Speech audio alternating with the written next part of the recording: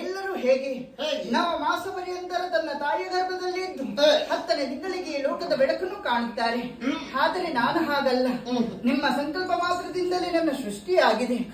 ನೋಡುವಾಗ ಏನು ಆಶ್ಚರ್ಯ, ರೂಪ ಅತಿಶಯ, ಅಂಗ ಶೌಸ್ತತೆ, ಬುದ್ಧಿ ಪಕ್ವತೆ ಇದೆಲ್ಲ ಇರುತ್ತಾ ನೀವೇ ನನ್ನ ಜನ್ಮಕ್ಕೆ ಕಾರಣೀಕರ್ತರು ಎಂಬುದಾಗಿ ವೇದ್ಯ ಆಯಿತು.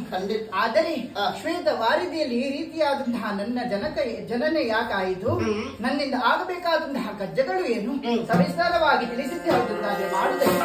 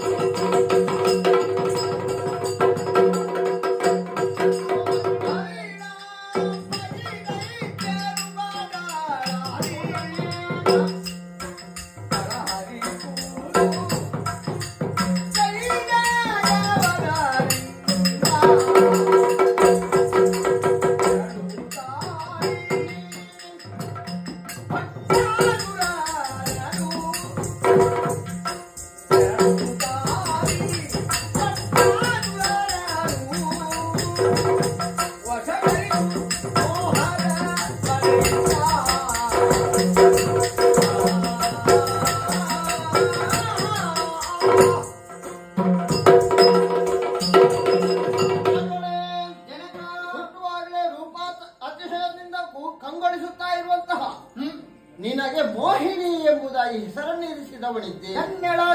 ಈ ರೀತಿಯಾದಂತಹ ನಿನ್ನ ಜನನವಾಗಬೇಕು ಎಂದಾದ್ರೆ ಬಲವಾದ ಕಾರಣ ಇದೆ. ಏನದು? ಕೆರೆಯಲ್ಲಿರುವಂತಹ ಭಂಡಾಸುರನೆಂಬ ಖರನು ಹರನಿಂದ ಬೇಕಾದ ವರವನ್ನು ಪಡೆದುಕೊಂಡವನಿದ್ದಾನೆ. ತನ್ನದಾದಂತಹ ಆಯುಷ್ಯವನ್ನು ವೃದ್ಧಿಸಿಕೊಳ್ಳುವುದರ ಮುಖೇನ ಎಲ್ಲೆಲ್ಲಿಯೂ ಅನ್ಯಾಯವೆಸಗುತ್ತಾ ಇದ್ದಾನೆ. ಆತನ ವಧೆಯಾಗಬೇಕು ಎಂದಾದ್ರೆ ಆತನ ಆಯುಷ್ಯವು ಕ್ಷೀಣಿಸುತ್ತಾ ಬರಬೇಕು. ಆಯುಷ್ಯವು ಕ್ಷೀಣಿಸುತ್ತಾ ಬರಬೇಕೆಂದಾದ್ರೆ ದಿನನಿತ್ಯ ಮಾಡುತ್ತಿರುವಂತಹ ಜಪತಪಾದಿಗಳನ್ನು ನಿಲ್ಲಿಸಬೇಕು. ಹಾಗಾಗಿ ನೇರವಾಗಿ ಅವನಿದ್ದ ಬಳಿಗೆ ಹೋಗು.